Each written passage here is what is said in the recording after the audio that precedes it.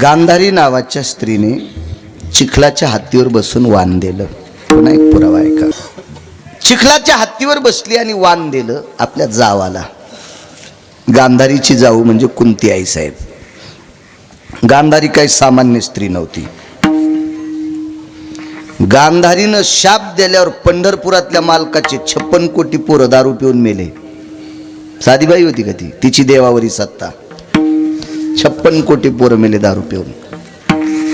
हे मायपोर मारण्याच्या मागे पडतोस.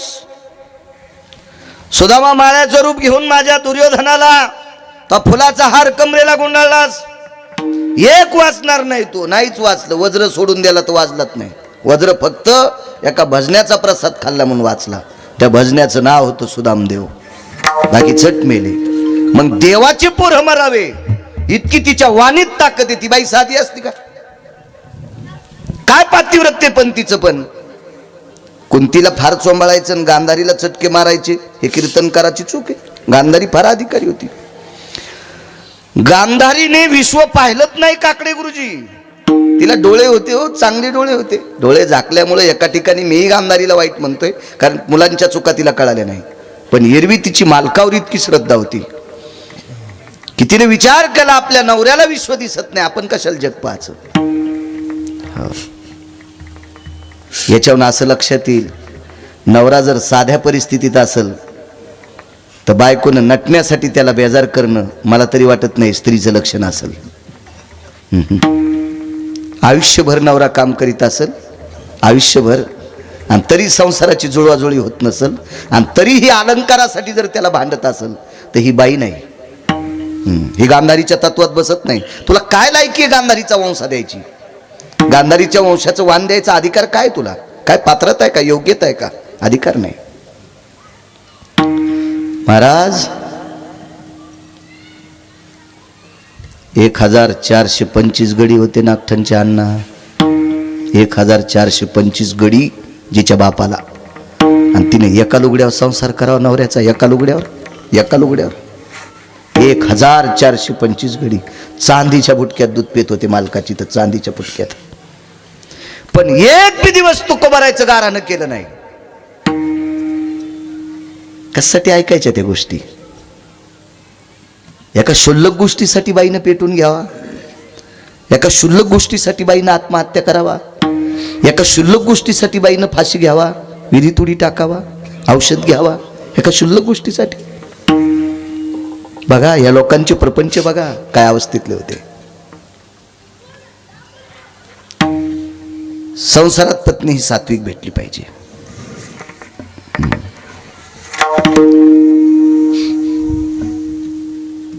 मी नशीबवान आहे. मला अजून मंडळी म्हणली नाही मला कुठं कीर्तनाला न्या. मी म्हणलं काही जा, काय नाही, तुमचे कपडे धुण्यातच सगळे आहे.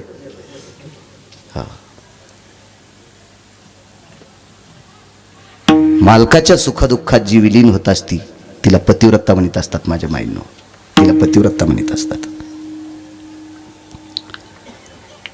सगळ्यात मोठी शक्ती ती आहे. मी दुःख जाणू शकतो तुमचं, त्याबद्दल काही दुमत नाही. पकरू महाराज आपण येताना एक हिरा पाहिला इथं वापस येताना. हो,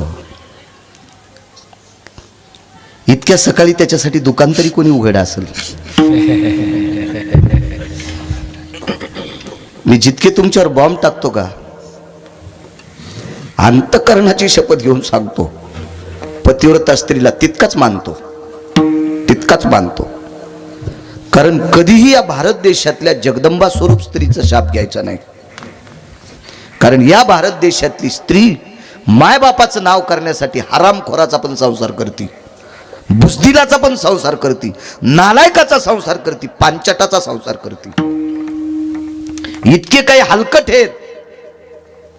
तुटलेला बूट सुद्धा काही माणसं एखादी वस्तू पेटण्यासाठी घेतील. त्या तुटक्या बुटापेक्षा पण काही हरामखोर येतं, आणि त्याचा सुद्धा तुम्ही संसार करतात. तुम्ही सामान्य नाहीत माझ्या माईंनो. तुम्हाला प्रणाम. तुमच्या चपला सगळं तुम्हाला नमस्कार करतो. तुमच्या चरणी साष्टांग. काय लायकी आहे काही काहीची? अहो काही माणसं कपडे घालतेत म्हणून हलकट माणसं येतं. त्यांना माणसं म्हणावं लागते. ते नालीतल्या डुकरा इतके पण लायकीचे नाहीत. ते भडवे विठाला विठाला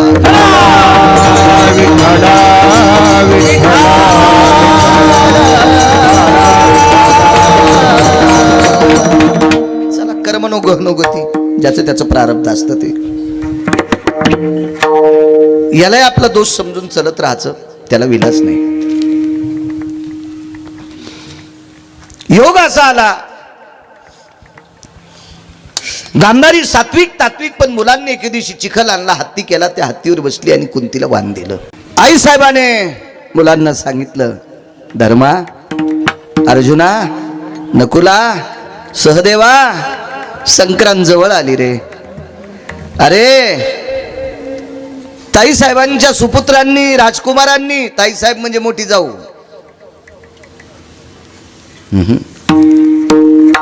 जाऊ मोठी नव्हती, राजाची पत्नी म्हणून मोठी जाऊ.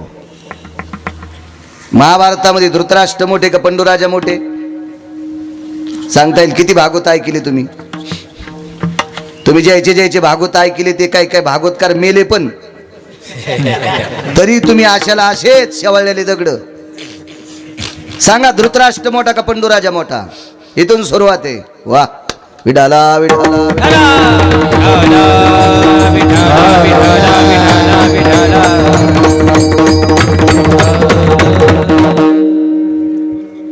याच्यामुळेच भंगीर यायचं चलत आहे. श्रोते हुशार पाहिजे, हुशार पाहिजे श्रोते. चला, आपणच काय गुते घेतले लोकांना झापकोय, काय गरज आहे त्याच्यावर. बर, राजाची पत्नी आहे. ताई साहेबांनी हत्तीवर बसून वाण दिलं मागच्या संक्रांतीला. रे आपल्यासाठी चिखल आणा ना, लाकडाचा करा, कशाचा करा, ठीक आहे. सहदेवानं सांगितलं, नकुलानं सांगितलं, अर्जुन दादा, काय रे, आईसाठी हत्ती कशाचा बनवायचा आहे? का एखाद्या हत्ती, पांढरा हत्ती, एक पांढरे हत्ती फार दुर्मिळ आहेत, आता तर नसतील असं माझा अंदाज आहे. अर्जुनानं सांगितलं, काही काळजी करू नका, हत्तीचं नियोजन मी करतो. आईला म्हण, बाकीचं नियोजन तू कर. किती टाइम झालाय? वाजला 1. 15 मिनिटात रामकृष्ण हरी, काय ताण नाही. एवढं पुरावा आहे का? हत्ती नियोजन मी करतो. सेवापती, हा पतीच्या सेवेची ताकद किती मोठी होती. आणि मग काकडे गुरुजी अर्जुन हत्ती आणण्यासाठी एका राजाकडे नाही गेला, खालच्या, ज्याच्या गाडीला 222 दिवे आहेत. रामेश्वर बुवा, 222 मंत्र्याचे पद एकट्यालाच. असा राजा, अमरपुरीचा राजा, टेलर इंद्र, त्याला 14 रत्नापैकी एक रत्न त्याला प्राप्त झालं. तो ऐरावत नावाचा हत्ती 14 रत्नापैकी एक रत्न आहे. निर्वळ काका, इतका मोठा हत्ती. काय तो हत्ती इंद्राकडे गेल्याबरोबर इंद्राने लोटांगण घातलं अर्जुना पुढं. इंद्र ठराविकच लोक आहे पुढे लोटांगण घालीत होता. इतका रगील होता इंद्र, इतका रगील, इतका रगील. अहो, ग्रामपंचायतचा सदस्य झाल्यावर कोणाला राम राम घाली ना डोळे सर. तो 222 पद एकट्याकडे म्हणल्यावर त्याचं वजन किती असेल कल्पना करा ना, त्याचा अधिकार किती मोठा असेल. ते कोणाला असं नमस्कार करतं का? कोणाला बी? राजा आहे तो, राजा. यया नरा माझी राजा, तो विशेषी भूती जाण माझा. त्याला साधं म्हणायचं काय? इंद्र आहे तो. सगळे काम त्याच्या लेखणीत आहेत. लोटांगण घातला अर्जुनाला. इंद्र अर्जुनाला खुर्ची बसायला देत होते, पण खुर्ची धुवायचे आणि मग बसायला द्यायचे. आणि अर्जुन उठून गेल्यावर तसंच खुर्चीवर बसायचे. वाक्य नीट ऐका. दशरथ राजाला खुर्ची द्यायचे, आल्याबरोबर बसा म्हणायचे, खुर्ची धुत नव्हते. पण दशरथ राजा उठून गेल्यावर खुर्ची धुवून बसत होता. दशरथ राजा कोणी? पंढरपुरातल्या मालकाचा बाप. आणि अर्जुन कोणी? मेवना. वाक्य कळतं का? 7व्या अवतारातले प्रभू रामचंद्र कोण? विष्णू. दशरथ राजा कोणत्याचे? पुत्र. दशरथ राजा बाप. आणि अर्जुन कोणी? मेवना, बहिणीचा नवरा. मग देवाचा बाप आल्याच्या नंतर खुर्चीवर बसल्यावर इंद्र खुर्ची धुवून बसत होता, आणि देवाचा मेहना आल्यावर खुर्ची धुवून बसायला देत होता, आणि उठून गेल्यावर तसाच खुर्चीवर बसत होता. मग सांगा, इंद्राला देवाचा बाप जास्त आवडत होता का अर्जुन? अर्जुन अर्जुन इंद्राला आवडाव काय नवले, देवालाही आवडत होता. हा कोपे तरी निवांत साये, हा ऋषे तरी बुझावीत जाये. नवल पिस लागलं होतं अर्जुनाचं, नवल पिस. हा कोपे तरी निवांत साये, आवाज थोडा मोठा. हा ऋषे तरी बुझावीत जाय. काय पिस लागलो, पिस म्हणजे येडत ना. देव अर्जुना करता वेडा झालता, वेडा. किती वेळा सांगू का तुम्हाला? किती रुपये दिल्यावर तुम्ही एक महिनाभर तालुक्यात साडी नेसून फिरता? किती रुपये दिल्यावर, किती रुपये दिल्यावर? नाही नाही. अर्जुनासाठी पंढरपुरातला मालक नुसता साडी नाही नेसला, ओरिजिनल बाई झाला. ओरिजिनल बाई. काम में कवनी सुभद्रा आठवली से मनी. त्या काम्यक नावाच्या वनात सुभद्रा आठवली आणि सुभद्रेचं ध्यान केल्याबरोबर जगाच्या मालकाच्या लक्षात आलं अर्जुनाला सुभद्रा भेटणं गरजेचं आहे. तात्काळ सुभद्रा झाला, तात्काळ. काय ताकद असेल या लोकांची. पण अर्जुनही त्या योग्यतेचा होता ना. काकडे गुरुजी पांडव भजन करत होते. पाहती पांडव परित्या देवासी आठवी. क्या बात है. परित्या देवासी आठवी ती पहाते पांडव अखंड वनवासी. पहाते पांडव अखंड वनवासी. पहाते पांडव अखंड वनवासी. पहाते पांडव अखंड वनवासी. परित्या देवासी. क्या बात है. परित्या देवासी. देवासी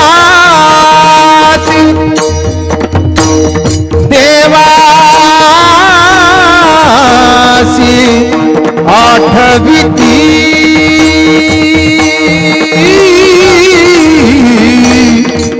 देवासी आठवी ती. परित्या देवासी आठवी ती. पहाते पांडव अखंड वनवासी. पहाते पांडव अखंड वनवासी.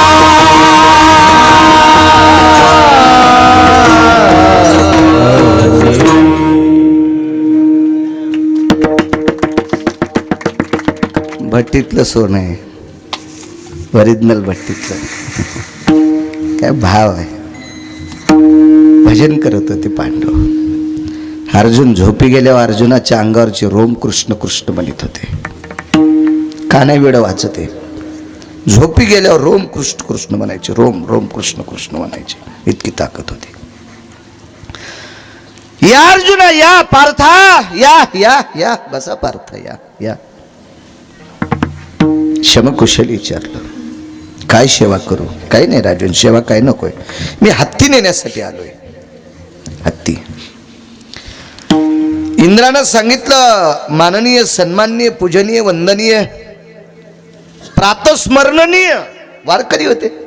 वारकऱ्याला सकाळी स्मरण केलं पाहिजे, त्याला नमस्कार केला पाहिजे. वारकऱ्याला वारकरी हा फार मोठा असतो. जी माणसं वारकऱ्याचा अपमान करते त्या भडव्याने कोण्याही देवाची पूजा करा, देव ती पूजा स्वीकारित नाही. वारकऱ्याचा सन्मान करणारी लोक मोठी असतात. काकडे गुरुजी सोन्याची लंका होती बिभीषणाला, पण बिभीषणानं 1 वर्ष वारकऱ्याचं श्राद्ध केलं नाही. त्या वर्षी पाऊसच पडला नाही. त्या वारकऱ्याचं नाव होतं गंधमादन नावाचा वारकरी. सोन्याची समाधी. जगात पहिली सोन्याची समाधी कोणाची असेल तर वारकऱ्याची झाली. पहिली समाधी वारकऱ्याची सोन्याची. आणि जगात पहिलं मसनवाट्या सगळं जर गाव सोन्याचं झालं असेल जगात पहिलं तर वारकऱ्याला झालं, ते सुदामदेवाला.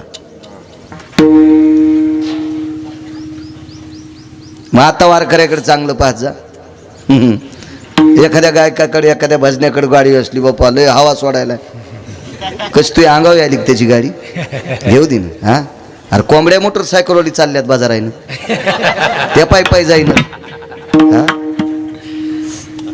बसू दे ना एखाद्या पकवाद्याला गाडीत बसू दे, एखाद्या गायकाला गाडीत बसू दे. काय तुझ्या पोटात डबा उठायला आणि तो कोणती जमीन विकून दिलीस त्याला गाडी ते त्याच्या कष्टावर घेतील कशामुळं का का का नसावा. फिल्मी सृष्टीतल्या एकाही माणसानं आतापर्यंत त्यांच्या क्षेत्रातल्या लोकांची चेष्टा केलेली मी अजून ऐकलेली नाही. मग फिल्मी सृष्टीतला नट असेल, गायक असेल, कोणी असेल, कोणी असो, आतापर्यंत अजून कोणी एखाद्या चेष्टा केली नाही. का कशा करता तुम्ही.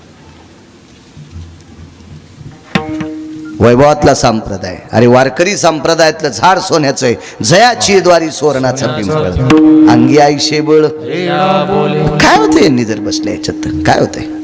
चला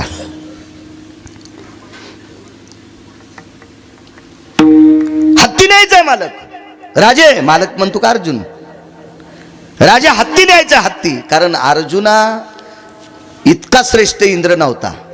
कारण इंद्र जर नामधारक असता तर त्याला माझ्या चोखोबरायच्या पाया पडायची गरज पडली नसती. चोखोबरायच्या पाया पडला मग अमृत शुद्ध करून नेले. इंद्र काय भजन करणार थोडंच होता. इंद्र पक्वाद वाजित होता, त्याबद्दल दुमत नाही, वाजित होता. पण इंद्राला तितकं पुण्य नाही लाभलं.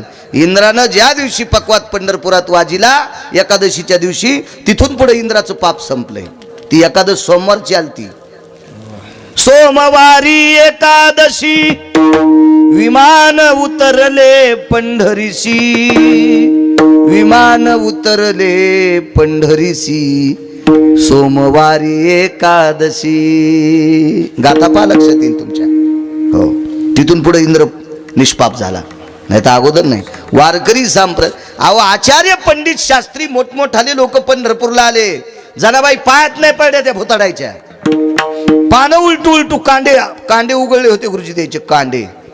पण ज्या वेळेला नामदेवरायाचं दर्शन घेतल्याबरोबर जनाबाईनं लोटांगण घातलं.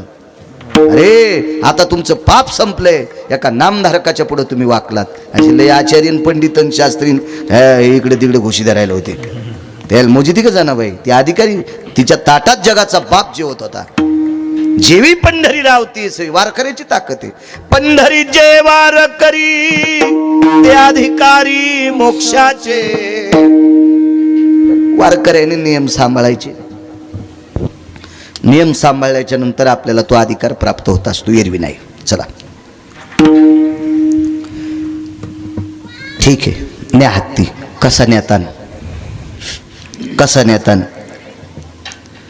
गोरोबा काकाला असाच एक शेतकरी म्हणला. त्याची इथं पाहुणा आलता गोरोबा काकाची. तर ते पाहुणा म्हणजे पंढरपुरातला होता. त्या पाहुण्याची बायको म्हणजे पंढरपुरातली मालकीन होती. तो मालकही पंढरपुरातला आणि मालकीनही पंढरपुरातली. आणि गाढव गरुडाला केलतं गरुडाला. तर ते असंच एक फुगीर होतं. ते म्हणला काय उचला त्यानं तितक्या पेंड्यानी बोलव. त्याच्या फुगराट होतं ना. भगवंतान गरुडाला सांगितलं आता गाढव सोडून दिन गरुड होय. ह्या सुडी खाली एक भौरी खाली एक पग घातलं आणि इकडच्या भौरी खाली एक पग घातलं. काहीच नाही, ते ठणठणच बोंबलू लागलं. दुसऱ्या दिवशी चढत नेलं गरुडानं उचलून.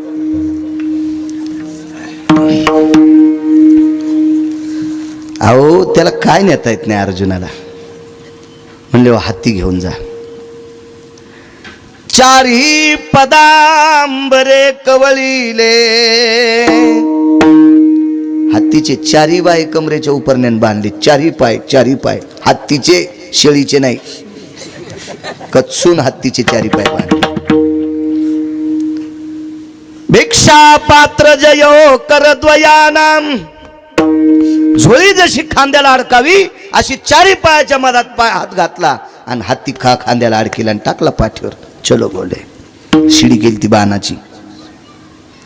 पंढरपुरातल्या मालकाला आपल्या मेहण्याचं वर्चस्व म्हणण्यापेक्षा एका भजण्याचं वर्चस्व दाखवायचं होतं, एका वारकऱ्याचं वर्चस्व दाखवायचं होतं. अर्जुनाचं वजन शिडीनं अति सहन करूच शकत नव्हती. पण हे सगळे नाटक आहेत. आणि मग हत्ती आणि अर्जुन सहन होत नाही म्हणून शिडी डळमळ करू लागली. इंद्र बोभावला होता, हत्ती बोभावला. धाव धाव अमरेंद्रा. हत्ती बोभावू लागला. सांभाळी पार्था. हे अर्जुना मला सांभाळ रे. आवाज मोठा करा. खूप खूप हत्ती ओरडत होता. अर्जुनानं वरून आवाज दिला, आई आता अवघड आहे. हत्ती मी वरून टाकतोय ग, तुला झेलावं लागतोय. सेवापती. उदाहरण क्रमांक 2. एवढाच पुरावा. आपल्याला रामकृष्ण हरी करायचं 5-4 मिनिटात. तोपर्यंत स्वयंपाकाची पात्र भरून ठेवा, लगेच पंगत बसू. मग आईनं वरी पाहिलं, अर्जुन बाळा तू ये. हो आई, तुला इंद्राचा हत्ती आणलाय वाण देण्यासाठी, बसण्यासाठी. ठीक आहे बाळा, शिडी दम धरीत नाही का रे? नाही. मग एक काम करतो का, तू हत्तीला जर खाली टाकलं तर मी झेलते. मग तुझं काय? मग तू हत्ती सगळं उडी टाकणं. तर अर्जुना चिकस्स कृतीचे अर्जुन होते. अर्जुनानं सांगितलं, आई ज्या पदरानं लहानपणी तोंडावर झाकून मला पाजलंस आणि आबरू झाकलीस, आईचं तत्व काय असतं लक्षात घ्या. लेकरू मांडीवर घेतलं की त्याच्या मुखामध्ये स्तन द्यायच्या अगोदर आधी त्याच्या अंगावर पदर टाकीती आणि मग त्याला आपल्या स्तनाला लावती. माय, ज्या पदराने अर्जुन झाकलास आणि ज्या पदरानं प्रतिष्ठा झाकलीस, आता त्या पदरात उडी हाणायची लायकी माझी नाही. आता मी मोठा झालोय. त्या पदराचा मी नाही अपमान करणार, त्याला मी पाय लावणार आहे. आई, ज्या पदराने माझी टाळू पुसलीस, तोंड पुसलंस, अंग पुसलंस, त्या पदराने स्वतःची प्रतिष्ठा झाकलीस, त्या पदराने माझं तोंड झाकलंस ग. शांत मला दुग्ध दिलंस. त्या पदरात आता मी नाचावा, हे कसं शक्य? मी नाही उडी आणणार. तुझं कसं बाळा? मला माझं वजन शिडीत तोलती ग, ती पेलवतंय शिडीला वजन. अडचण हत्तीची आहे. टाक बाळा खाली. आणि सूर्याला कुंकू दाखिलं, हे तेजो कांती दिवाकरा भास्करा. ह्या कपाळाच्या मालकाची सेवा केली रे. पंडूराजा आजारी होते, फार आजारी होते. एवढे आजारी होते पंडूराजा, एवढे आजारी होते की पाहता सोय नाही. एवढी सेवा केली की गांधारी कुंतीचं वर्णन पंडूराजा आपलं भीष्माचार्य सुद्धा करायचे. काय सेवा केली म्हणे, काय सेवा. मालकाच्या सेवेची ताकद सांगू का? वनात ज्या वेळेला धृतराष्ट्र आणि गांधारी गेले का, त्यावेळेला वाघ जवळून जात होते. गांधारीला स्पर्श करायची ताकद नव्हती, पण पंडूराजाला सुद्धा, धृतराष्ट्राला सुद्धा बोचकारीत नव्हते. का? बायकोचं पातीवर त्याचं तेज मोठं होतं, तिची देवावरी सत्ता. वाघ सुद्धा टोच करीत नव्हता, इतकी ताकद होती. फेक म्हणले. मालकाची सेवा जर अविरत केली असेल तर ह्या पदरात ती ताकद यावा. वटी पदर केला, ते काय भागवताचं नारळ घेतलं नाही माहिनो, भागवताचं पूजेचं नारळ नव्हतं ते. वरून हत्ती झेलला. हत्तीचं वजन किती असेल कल्पना करा. आणि हत्ती असा गुंडाळला, हत्तीचे पाय सोडले आणि त्या पदरानं कुरवाळलं. वाळा काय लागलं तर नाही तुला? त्यावेळेला हत्ती रडत होता. ताकद कशाची? फक्त पती सेवेची. स्वामी काज गुरु भक्ती, पितृवचन सेवापती. ही पितृवचन सेवापती, नुसत्या मालकाच्या सेवेच्या पुण्याची ताकद. विठोबार कुमाई,